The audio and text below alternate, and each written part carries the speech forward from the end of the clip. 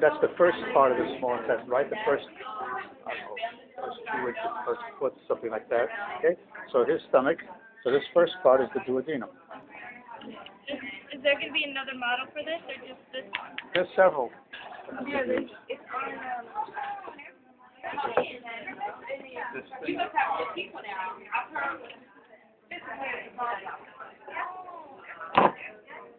Oh, look at that. So here's where the stomach empties in. So this would be the beginning of the duodenum. Okay?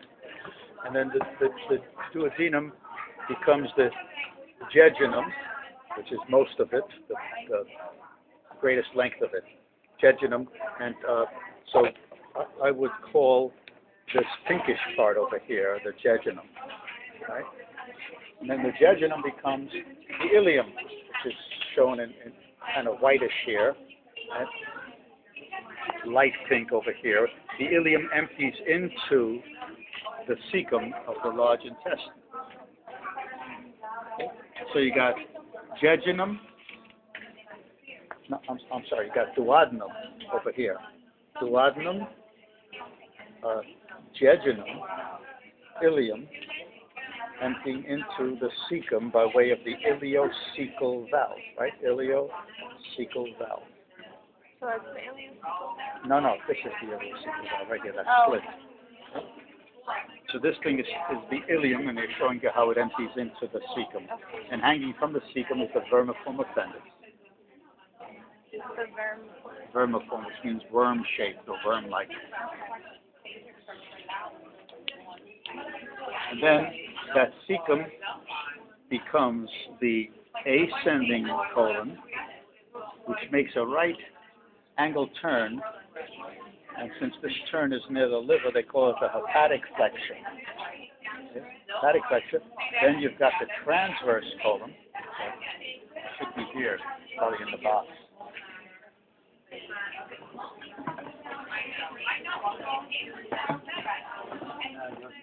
All right. So anyway, you have the transverse colon. At the spleen, it makes another right hand turn down. So this is the splenic flexure, F-L-E-X-U-R-E. Should be on my list there.